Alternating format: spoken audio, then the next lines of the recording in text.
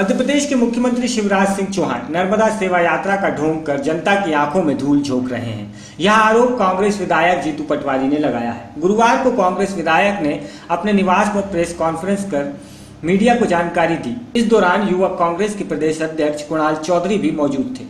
कांग्रेस विधायक ने कहा है कि नर्मदा सेवा यात्रा अवैध खनन और प्रदूषण को रोकने के लिए नहीं, बल्कि खनन माफियाओं को उपकृत करने व अवैध खनन के लिए उपयुक्त खदान योजना के लिए की जा रही है। आलम यह है कि प्रदेश में नर्मदा नदी में बेखौफ अवैध खनन हो रहा है और शिवराज नर्मदा सेवा की बात कर रहे हैं। एनजीटी के स्पष्ट निर्देश के बाद भी सरकार नर्मदा नदी में भारी वाहन को प्रतिबंधित नहीं कर सकी। कुछ दिनों पहले ही अवैध उत्खनन मामले में सीएम शिवराज सिंह चौहान के भतीजे के 4 हाईवा पकड़े गए थे। सीएम की नमामि देवी नर्मदा यात्रा ढोंग व बदनीति के सिवा कुछ भी नहीं। नर्मदा नदी के किनारे जितनी रेत खदानें वैध हैं, उससे कई गुना अवैध खदानें चल रही हैं। अवैध खदानें या तो सीएम के रिश्तेदारों की हैं या फिर इन खनन माफियाओं को शिवराज का संरक्षण प्राप्त। मध्य प्रदेश प्रदूषण नियंत्रण बोर्ड का दावा है कि प्रदेश में जितनी भी रेत खदानें चल रही हैं, उनमें से अधिकांश के पास पर्यावरण मंजूरी नहीं है। अमरकंटक से लेकर होशंगाबाद तक नर्मदा किनारे रेत खदानों के लिए खनिज विभाग ने जहां खदानें दी थी, उससे कई गुना ज्यादा क्षेत्र में खनन हो चुका है। अवैध खनन की बीमारी से मध्य प्रदेश को इस तरह ग्रसित कर लिया है कि विगत 11 साल में सरकार को 3.355 करोड़ रुपए की चपत लगी है। साथियों, मैं एक अनुरोध करना चाहता हूं कि मध्य प्रदेश के मुख्यमंत्री जी ने इस बार जब सदन में एक वक्तव्य दिया और उसमें उन्होंने कहा कि नर्मदा की सेवा की एक यात्रा नर्मदा नमामि के नाम से मैं निकालना चाहता हूं और उसका मूल उद्देश्य है कि हम नर्मदा जी को कैसे संरक्षित करें, शुद्ध रखें, उसको जीवनदायिनी है मध्य प्रदेश की। कई मध्य प्रदेश के आर्थिक आधार में भी उसका बहुत बड़ा महत्व है और सामाजिक और धार्मिक आधार पे भी उसका अपना महत्व है। इसलिए गैर राजनीतिक रूप से मैं यात्रा निकालने की कोशिश कर रहा हूँ। सरकार का कार्यक्रम है, सरकार के कार्यक्रम को पार्टी का अमली जामा नहीं पहनाया जाएगा। इस भाव से मैं आप सबसे आग्रह करता हूं, निवेदन करता हूं और हम सबको, पूरे मध्य प्रदेश के साथियों, आपको, मेरे को, सदन के सम्मानित सदस्यों को, किसी भी दल का हो, सबसे आह्वान किया है कि इस यात्रा में आप भी जगह जगह सम्मिलित हो और इस यात्रा को सफल बनाएं। नर्मदा जी की एक तरह से आराधना है ये। इस आराधना को हम सब मिलकर कैसे इसकी आराधना में संपूर्णता लाएं, इस बात को लेकर उन्होंने वक्तव्य दिया। जो भी साथी आप में से उस वक्त सदन में होगा, मैंने खड़े होकर उनसे अनुरोध किया था कि सर, ये यात्रा जब सफल होगी तब आप नर्मदा का वैध और अवैध खनन अगर रोक दें, आपकी सरकार रोक दें, तो मैं समझता हूं कि आपकी करनी और कथनी में शुद्धता दिखेगी नर्मदा माँ जैसी। तो मुख्यमंत्री ने कहा कि एकदम से ये निर्णय हम नहीं ले सकते हैं, इसके लाभ हानि सोचने पड़ेंगे, उसके बाद ये निर्णय लिए जाएंगे। साथियों, चूँकि वक्तव्य एकदम आया था, उस पर सवाल जवाब की स्थिति नहीं थी और चूँकि उनका भाव जिस तरीके से आप लोगों और हम लोगों को भी जो भाव तो है वो तो दिखता है कि मध्य प्रदेश की जीवनदायिनी को वो किस तरीके से सजोने की बात करते हैं। मैं आप लोगों को कुछ पीछे ले जाना चाहता हूँ। 2012 में मध्य प्रदेश के मुख्यमंत्री ने 1200 करोड़ रुपए के बजट के साथ इसी तरह का एक प्रोग्राम जारी किया था और उसको बजट में भी इम्प्लीमेशन के पार्ट पे व्यवहारिक दृष्टिकोण से कैसा पूर्ण करें, इसकी बातें कही थी। 2012 में मैं विधायक नहीं था, सदन में नहीं था, पर सदन के डॉक्यूमेंट्स और सदन की जो प्रॉपर्टी है वो आज भी इस बात के लिए घोतक है कि मुख्यमंत्री ने ये बातें कही थी। चुनाव के पहले, 1 साल पहले इस तरह की भावनाओं से खेलने की आदत शिवराज सिंह जी की इन 2 कथनों से बनती है कि 2012 और 2017 दोनों में चुनाव के 1 वर्ष पूर्ण इस तरह की बातें वो करते हैं, लोगों की भावनाओं से खेलते हैं। नर्मदा सेवा यात्रा ढोंग लगता है। क्यों लगता है? इसके 3 महत्वपूर्ण बातें सामने आती है। अभी कुछ समय पहले सीहोर के प्रशासन ने उनके भतीजे के डंपर पकड़े। सारे प्रमुख अखबारों ने प्रमुखता से इस खबर को छापा। वहाँ वीडियो जारी हुए, हमारी कांग्रेस पार्टी के नेताओं ने भी, अध्यक्ष जी ने भी वीडियो जारी किए। उसमें अधिकारियों को ड्राइवर धमकाता हुआ दिखा कि ये नरेंद्र माड़ साहब के लड़के और भतीजे के डंपर हैं, आप इस तरीके से पकड़ोगे तो आपकी नौकरी पे आ जाएगी। दूसरा, आप देखोगे कि एनजीटी की रिपोर्ट जिस आधार पर नॉर्म्स के कैसा होना चाहिए और कैसा हो रहा है, सारे अखबार प्रमुखता से छापते हैं। और छापते कहाँ का है? बुधनी का छापते हैं, नरसुल्लागंज का छापते हैं, सीहोर का छापते हैं। हम लोग भी प्रैक्टिकल रूप से 3 बार मैं खुद जीतू पटवारी भी होके आया, प्रैक्टिकल रूप से जो एनजीटी के नाम्स होते हैं 3 बाय 3 मीटर के, 1 किलोमीटर के, कितना एरिया खोदना चाहिए, कितना खुद रहा है, कहाँ खदान घोषित की गई है, कहाँ खदान है, इन सब नियमों का वायलेंस कितने ताकत से शिवराज सिंह जी अपनी कॉन्स्टिट्यूंसी में करवा रहे हैं और पूरे प्रदेश में नर्मदा बचाओ का ढोंग कर रहे हैं। अपनी कॉन्स्टिट्यूंसी में जिस तरीके से उनके भतीजे, उनके भाई नरेंद्र माड़ साहब पिछले 10 साल में अवैध खनन के कारण कितना बड़ा उनकी संपत्ति हुई, कितनी ज़मीनें हुई, कितने लोगों ने, कितने 10 साल पहले उनकी संपत्ति थी। वो टीचर हैं, क्या टीचर की तनख्वाह आज तक ले रहे हैं? नहीं ले रहे हैं। तो क्या टीचर की तनख्वाह लेते हुए इतनी बड़ी संपत्ति बन सकती है? क्या आईटी के लोग इसकी जांच कर रहे हैं, उसमें आज तक क्या निराकरण हुआ है? मैं मांग करता हूं कि आईटी विभाग नरेंद्र माड़ साहब की संपत्ति की जांच करे और जांच करने के साथ साथ नर्मदा के अवैध कनेक्शन से उसको कितना उसकी लिंकअप है, इस बात को भी जोड़ें। और साथ ही शिष्टाचार स्वरूप क्या आदरणीय शिवराज सिंह चौहान ये बताने की कृपा करेंगे कि उनका भाई और उनका भतीजा नर्मदा के अवैध खनन की उनकी जो माइनिंग की लीज है कंप्लीट नहीं है, एनजीटी की रुकावट है, उसके बाद क्यों खोद रहे हैं? ये सवाल है। इस बात के लिए मैंने प्रमाण भी प्रस्तुत किए हैं। ये वो नाम्स हैं, वो कोऑर्डिनेट्स हैं जहां पर खदान है और इस खदान शिवराज सिंह जी चौहान के भतीजे प्रद्युम्न जी के नाम पर आवेदन हुआ है। एनजीटी के नाम्स के हिसाब से ये इनको अलॉट नहीं हुए हैं, फिर भी खुद रहा है। ये कोऑर्डिनेशन के साथ मैं प्रस्तुत कर रहा हूँ, आपको इसकी एक कॉपी मिलेगी। साथियों, बात इतनी ही नहीं रुकती है। नर्मदा सेवा यात्रा में अवैध खनन के अड्डे तलाशने की यात्रा के रूप में भी देखा जाता है। आप देखोगे कि भारतीय जनता पार्टी के नेताओं से जुड़े हुई एक लिस्ट है।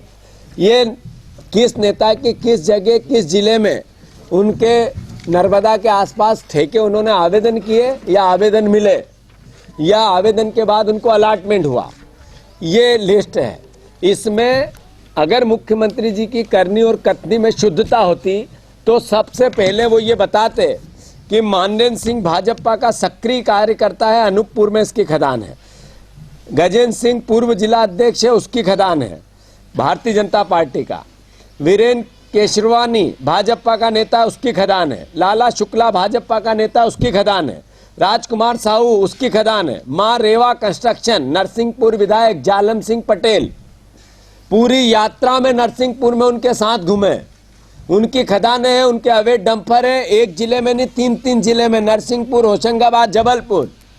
क्या मुख्यमंत्री ये बताने की कृपा करेंगे कि भारतीय जनता पार्टी के सांसद के भाई विधायक, भारतीय जनता पार्टी के संस्थापक सदस्य होने के साथ साथ आज तक उसके कार्यकर्ता मां नर्मदा की छाती को खोदते रहे और आप उन्हीं को यात्रा में लेके घूमते रहे और फिर भी नर्मदा बचानी है? ये कैसा कहना और कैसा करना है आपका? ये सवाल मध्य प्रदेश की जनता जानना चाहती है। शर्मा कंस्ट्रक्शन, संजय शर्मा भारतीय जनता पार्टी के विधायक हैं, उनका अवैध कारोबार में उनके डंपर नाम्स के हिसाब से अखबारों में छपता है। एनजीटी की रिपोर्ट के साथ साथ कोल मंत्रालय की रिपोर्ट, सबसे ज्यादा अवैध खनन देश में मध्य प्रदेश में होता है और उसमें भी सबसे ज्यादा सीहोर में होता है और उसमें भी सबसे ज्यादा बुधनी नरसिंहपुर मुख्यमंत्री की गृह जिले के साथ साथ विधानसभा में होता है। यह सरकारी रिपोर्ट है। अरुण मसानी गोदिया, ये महिमित कंस्ट्रक्शन पेटी कॉन्ट्रैक्टर, इनके अवैध खनन होता है। उदय भान सिंह पाटन जनपद अध्यक्ष है, भाई जिला पंचायत का सदस्य है भारतीय जनता पार्टी का। प्रतिभा सिंह विधायक, वहां पूरी यात्रा में साथ रही, अवैध खनन में सबसे बड़ा नाम है। क्या मुख्यमंत्री ये बताने की कृपा करेंगे कि आप जब जबलपुर गए तो प्रतिभा सिंह साथ थी, नरसिंहपुर आए तो जालम सिंह साथ थे, आप होशंगाबाद गए तो आपके एक और विधायक जिनको लकड़ी चोर और रेता चोर के नाम से ही जाना जाता है, क्या नाम है सर? अब नाम भी अगर उसका उनका मुझे बताना पड़ा तो फिर आप लोगों की जानकारी पे मुझे संदेह होता है। मैं समझता हूं विजयपाल सिंह, मैं समझता हूं कि इस तरीके से अचल सोनकर विधायक, उनका भतीजा बल्ली सोनकर, उनके नाम से खदान है। पंकज दुबे सक्रिय भाजपा के सदस्य सांसद राकेश सिंह के चुनाव संचालक, उनके नाम से खदान है। ऋषिराज पटेल नरसिंहपुर में भाजपा कार्यकर्ता है। टोडल सिंह पटेल भाजपा कार्यकर्ता है नरसिंहपुर। वंशिका कंस्ट्रक्शन पहले बता चुका हूं, रेवा कंस्ट्रक्शन पहले बता चुका हूं, ओम श्री कंस्ट्रक्शन जालम सिंह पटेल साहब का है, विधायक है। बुधराज कंस्ट्रक्शन फिर जालम सिंह पटेल साहब के भतीजे के नाम है। कैमरामैन गजराज के साथ राजेंद्र सिंह जादौन की रिपोर्ट।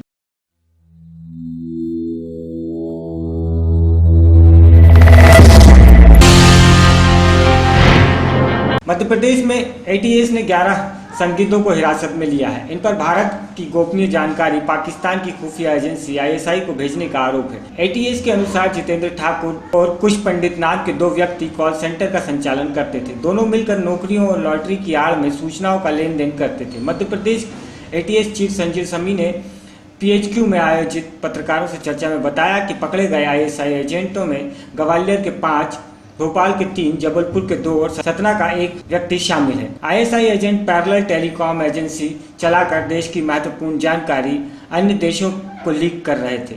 समी ने कहा है कि आरोपी इंटरनेट कॉल को सेलुलर कॉल में ट्रांसफर कर भारत की जानकारी पाकिस्तान एवं अन्य देशों को भेजते थे। आरोपियों द्वारा इस्तेमाल किए गए टेलीफोन एक्सचेंज ग्वालियर, भोपाल, जबलपुर में मिले हैं। यह गिरोह Simi box, mobile phone, SIM card, data card और लैपटॉप के जरिए पैरेलल टेलीफोन एक्सचेंज चलाता था। पाकिस्तान के आईएसआई एजेंटों के कॉल को रूट पर स्थानीय नंबरों के जरिए देश की खुफिया जानकारी इकट्ठा करने में गिरोह की मदद करता था। एटीएस ने इनके पास से मोबाइल फोन, कई कंपनियों की SIM card, SIM box, laptop, Chinese box आदि बरामद किए हैं। आरोपियों पर देशद्रोह और इंडियन टेलीकॉम एक्ट के तहत मामला दर्ज किया गया है। पिछले साल नवंबर 2016 में थाना आरएसपुरा में 2 लोग गिरफ्तार हुए थे, सतविंदर और दादू। उनके ऊपर ये आरोप था और ये जानकारी थी कि वो स्ट्रैटेजिक इंटरेस्ट के लोकेशंस का, कैंप्स का, ब्रिजेस का के बारे में जानकारियां इकट्ठा कर रहे थे और एस्पियोनाज में जासूसी के लिए उसको इस्तेमाल कर रहे थे।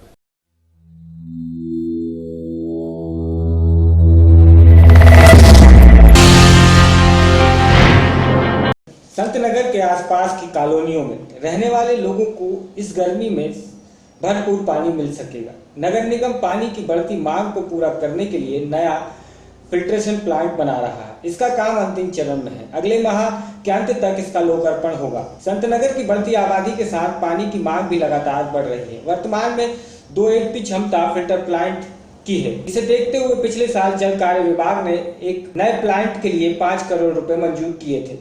बूढ़ाखेड़ा में इसका काम अंतिम चरण में चल रहा है। जल कार्य विभाग के अधिकारियों के मुताबिक 3 mg क्षमता का यह प्लांट 90 HP मोटर जिसमें लगाई गई है। इस प्लांट को वंटरी हिल्स स्थित नए ओवरहेड टैंक से जोड़ा जाएगा। इससे 2 लाभ होंगे। यदि एक टैंक खाली हो जाता है तो विकल्प के रूप में दूसरा टैंक सप्लाई दे सकेगा। फिल्ट्रेशन प्लांट का लाभ एयरपोर्ट रोड, विजयनगर, बैरागढ़ के आसपास के निगम सीमा में शामिल ग्रामीण इलाकों को होगा। एक लाइन भैंसा केरी तक बिछाई जा चुकी है। खपत बढ़ने पर इसे चालू किया जाएगा। वर्तमान में ओवर टैंक भरने पर 60 HP क्षमता की मोटर है। नया प्लांट शुरू होने के बाद कुल 150 पावर हाउस क्षमता वाली मोटर से टैंक भरे जाएंगे। दोनों जल स्रोत संयंत्रों से करीब 5 लाख लीटर प्रतिदिन पानी सप्लाई होगा। प्लांट का काम Jawaharlal Nehru urban revenue mission के तहत हो रहा है। इमारत का काम अंतिम चरण में है। अगले माह मोटर लगेगी। पंप हाउस का भूमि पूजन पिछले साल किया जा चुका है। बैरागढ़ से संजना प्रियारी की रिपोर्ट।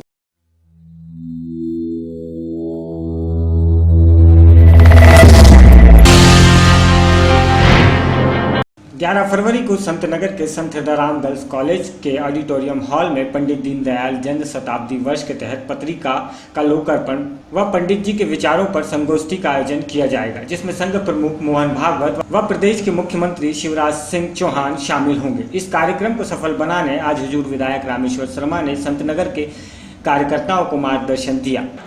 आज व्यवस्था संबंधी अधिकारी और जिला प्रशासन, पुलिस प्रशासन, नगर निगम और मैं और ब्रजेश लूनावत जी और यहाँ के स्थानीय हमारे कार्यकर्ताओं के साथ 11 तारीख को संत हृदयराम नगर में संत हृदयराम गर्ल्स कॉलेज के ऑडिटोरियम हॉल में राष्ट्रीय स्वयंसेवक संघ के परम पूज्य सरसंघ चालक आदरणीय मोहन राव जी भागवत, मध्य प्रदेश के लोकप्रिय मुख्यमंत्री आदरणीय शिवराज सिंह जी चौहान, मध्य प्रदेश भारतीय जनता पार्टी के प्रदेश के अध्यक्ष आदरणीय नंद कुमार सिंह जी चौहान की उपस्थिति में चरैवेती जो भारतीय जनता पार्टी की मासिक पत्रिका है और पंडित दीनदयाल उपाध्याय जी के हेतु और पंडित दीनदयाल उपाध्याय जी के विचार लेकर ये भारतीय जनता पार्टी मध्य प्रदेश इस पत्रिका का प्रकाशन करती है। उसी पत्रिका के बैनर के तले पंडित दीनदयाल उपाध्याय जी के समग्र विचार, क्योंकि दीनदयाल जी उपाध्याय जी की जन्म शताब्दी वर्ष है, उसके उपलक्ष्य में 11 तारीख को 2 बजे इसी स्थान पर एक संगोष्ठी, विचार गोष्ठी का आयोजन किया गया है। उसमें माननीय मोहन राव जी भागवत का मार्गदर्शन और आशीर्वाद हम सबको मिलेगा। इस निमित्त आज व्यवस्था संबंधी बैठक आहूत की है। पार्टी के जो चिन्हित कैडर है उनको इसमें बुलाया गया है। उसमें भारतीय जनता पार्टी के जो हमारे पदाधिकारी हैं, हमारे मंत्रीगण हैं, हमारे विधायकगण हैं, हमारे सांसदगण हैं, हमारे पार्टी के जिलाध्यक्ष, महामंत्रीगण हैं, प्रदेश कार्यसमिति के सदस्यगण हैं, महापौरगण हैं। इस तरह की जो पार्टी की अधिकृत सूची है उनको और कुछ प्रबुद्ध जनों को इसमें आमंत्रित किया गया। पूर्व मंत्री भी शामिल होंगे इस बैठक में? प्रबुद्ध जन अब इस सूची में सब आ जाएंगे, मेरे को लगता है बहुत बड़ी सूची है। बैरागढ़ से संजना प्रियानी की रिपोर्ट।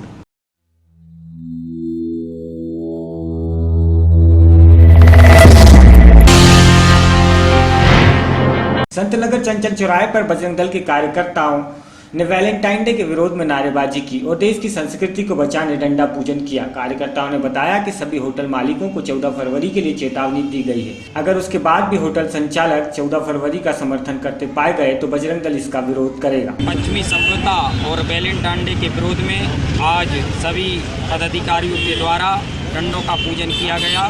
11 तारीख को संतनगर और बैरागढ़ भोपाल के समस्त रेस्टोरेंट समिति के सदस्य रेस्टोरेंट मालिकों को समझाइश देंगे कि उस दिन किसी प्रकार की कोई भी अश्लीलता युवक युवती पाई गई तो उन रेस्टोरेंट मालिक का खैर नहीं होगा। 14 तारीख को पूरी टोली भोपाल में भ्रमण करेगी, जहाँ पर अगर युवक युवती किसी प्रकार का हमारे धार्मिक मंदिर, देवालय एवं पार्कों में किसी प्रकार की अश्लीलता फैलाई गई तो उनकी उसी समय उनका विवाह में बंधन किया जाएगा। और आज डंडा उठाया है, अगर धर्म के लिए, हमारे देश के लिए, हमारी संस्कृति के लिए अगर डंडा उठाना पड़े तो उसमें हम किसी प्रकार की कोई सोच नहीं करेंगे। यह संत गौरक्षा उत्थान समिति की मीडिया के माध्यम से अपील है कि वो अपने युवक युवतियों से निवेदन है कि उस दिन 14 तारीख को अपने माता पिता का पूजन करें और पश्चिमी सभ्यता का विरोध करें। जय जय श्री राम। आज हमने साधु संत गौरक्षा उत्थान समिति के माध्यम से डंडों का पूजन करा है। आज हमने डंडों का पूजन इसलिए करा है कि वैलेंटाइन डे के दिन जो युवक युवती अश्लीलता फैलाते हैं और अश्लीलता करते हैं, आज हमने उनको डंडा पूजन के माध्यम से ये चेतावनी दी है कि आज हमने डंडों का पूजन किया है। अगर अश्लीलता करते हुए 14 फरवरी को पाए गए तो इन्हीं डंडों से उनकी भी पूजा की जाएगी। कब से ये सब हो रहा है? ये सब चल रहा है क्योंकि भारतीय संस्कृति हमारी संस्कृति है। भारत की संस्कृति को बचाने के लिए कोई बाहर से नहीं आएगा। हम ही युवाओं को आगे बढ़कर भारत की संस्कृति, भारत की सभ्यता बचाने के लिए हम लोगों को कदम उठाना पड़ेगा। आज हमने साधु संत गौरक्षा उत्थान समिति के माध्यम से आज डंडों का पूजन करा और पूरा आगे का जो कार्यक्रम है पंडित जी। बैरागढ़ से संजना प्रियानी की रिपोर्ट।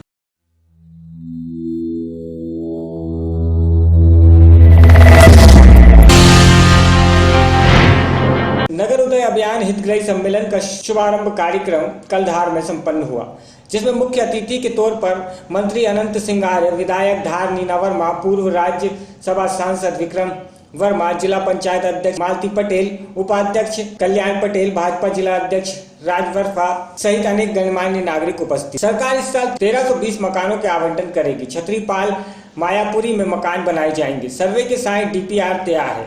1000 से ज्यादा सेक्शन है। नगर पालिका अध्यक्ष धार मुख्यमंत्री जी की इस योजना को लागू करने जा रहे हैं और हितग्राही योजना का लाभ भी देंगे। बीपीएल योजना वालों को मकान देना इनका लक्ष्य है। धार और पीथमपुर दोनों नगर पालिकाओं को एक साथ इस योजना में शामिल किया गया है। जिन लोगों का नाम इस योजना में नहीं आया है उन्हें निराश होने की जरूरत नहीं है। विधायक धार आज नगर उदय अभियान में 10 लाख लोगों को ग्राम उदय से शुरू होकर नगर उदय अभियान तक का आज अंतिम दिन, जिसमें उन्होंने ये घोषणाएं। धार से राकेश दीवानिया की रिपोर्ट।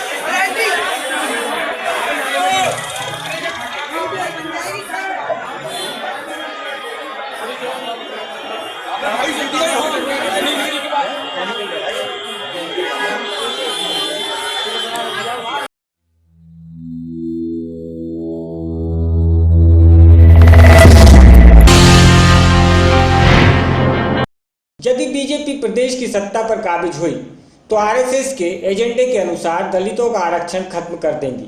मुस्लिमों को कभी 3 तलाक, कभी गो हत्या और कभी आतंकवाद के नाम से भयभीत करने का कार्य कर रही है। सपा से हाथ मिलाकर सिद्ध हो गया है कि दोनों भ्रष्टाचारी एक होकर प्रदेश को खत्म करने का प्रयास करेंगे। उपरोक्त बात सपा प्रमुख मायावती ने शाहजहांपुर के एक चुनावी जनसभा को संबोधित करते हुए कही।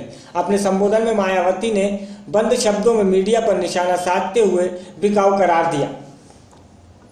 बसपा मुख्यमंत्री ने कहा है कि केंद्र में बनी बीजेपी सरकार ने चुनाव के समय जो भी वादे किए थे उसे 1/4 भी पूरे नहीं किए। कहा था कि काला धन वापस आएगा, मगर नोटबंदी करके जहां गरीबों और मध्यम वर्ग परिवारों को भुखमरी और बेरोजगारी की कगार पर कर दिया है। नोटबंदी से पहले बीजेपी ने अपने नेताओं और चाहते धन्ना सेठों और पूंजीपतियों का काला धन बदल दिया और फायदा पहुंचाया है।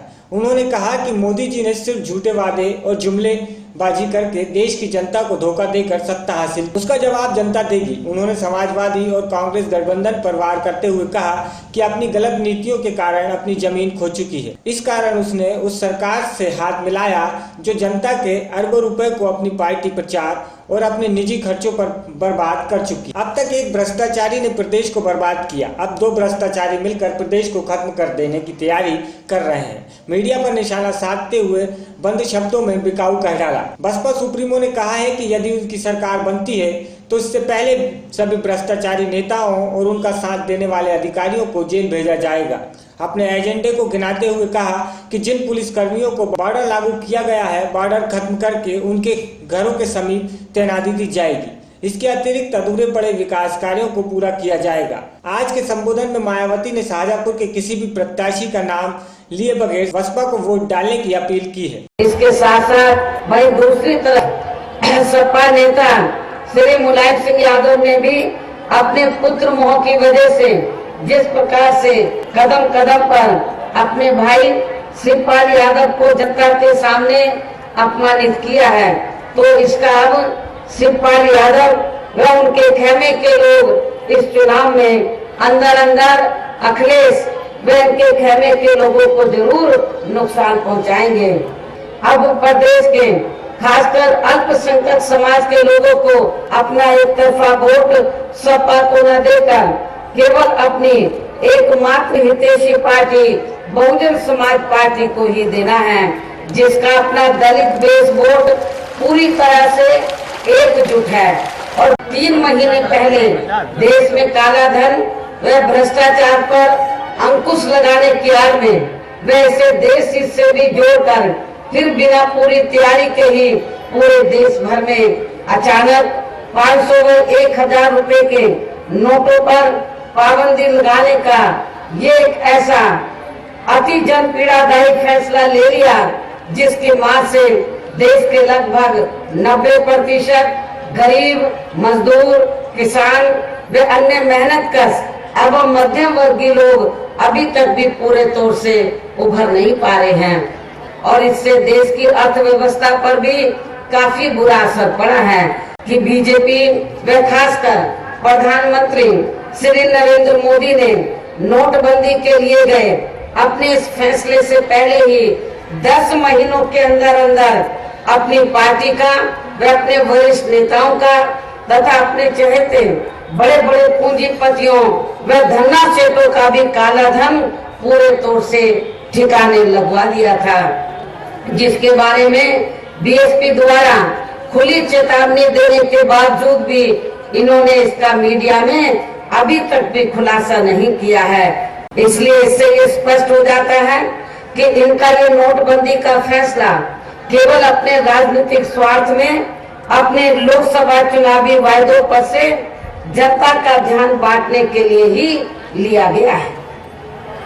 और अब यहाँ मेरा यही कहना है कि बीजेपी व खासकर प्रधानमंत्री श्री नरेंद्र मोदी ने अपने अब तक के रहे कार्यकाल में केवल एक ही खास व बड़ा कार्य ये किया है कि इन्होंने देश में अपने चहेते बड़े बड़े पूंजीपतियों व धन्ना सेठों को पहले से और भी कई गुना ज्यादा माला माल व धनवान बना दिया है, जिनके धन व बल की मदद से ही अब ये पार्टी केंद्र की तरह यहाँ उत्तर प्रदेश में भी सत्ता में आने के सपने देख रही है, जिसे आप लोगों को कतई भी पूरा नहीं होने देना है। सामाजिक क्षेत्र में भी केंद्र की वर्तमान भाजपा सरकार ने अपनी हीन व जातिवादी मानसिकता के चलते यहाँ विशेषकर देश के दलितों, आदिवासियों एवं अन्य पिछड़े वर्गों के लोगों का अधिकांश मामलों में पहले से भी काफी ज्यादा शोषण व उत्पीड़न आदि किया है।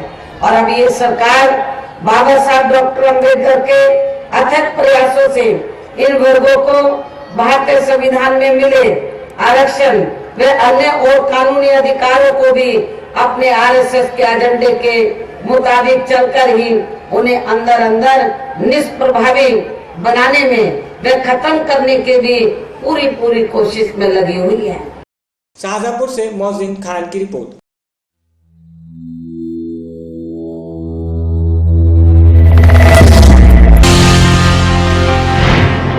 खाता धारकों को पैसा न मिलने पर फूटा गुस्सा। क्षेत्र के अंतर्गत बिनोरा गांव यूनियन बैंक पर 3 दिन से पैसा न मिलने के कारण ग्रामीणों का गुस्सा फूट पड़ा, जिसके चलते खाता धारकों ने गाजीपुर आजमगढ़ मार्ग जाम कर दिया। लोगों ने आरोप लगाया है कि बैंक के कर्मचारियों द्वारा खाता धारकों को शोषण किया जा रहा है तथा उनसे अभद्र व्यवहार किया जाता है। खाता धारकों ने आरोप लगाया है कि बैंक मैनेजर की मिलीभगत से प्रभावशाली लोगों को ज्यादा से ज्यादा पैसा दे दिया जाता है और गरीब किसान मजदूर को परेशानी व हैरान किया जाता है तथा कई दिनों तक पैसा नहीं दिया जाता। उपरोक्त घटना को लेकर ग्रामीणों ने और खाता धारकों में समाज सेवियों को जबरदस्त रोष व्याप्त है। लोगों ने चेतावनी दी है कि बैंक कर्मचारियों ने अपना व्यवहार नहीं बदला तो बैंक में तालाबंदी कर दी जाएगी। सूचना मिलने पर बिनोरा थाना के एसओ अपने दलबल के साथ पहुंचे और लोगों को समझा बुझाकर किसी तरह जाम समाप्त कराया। वाराणसी से रविंद्रनाथ सिंह की रिपोर्ट।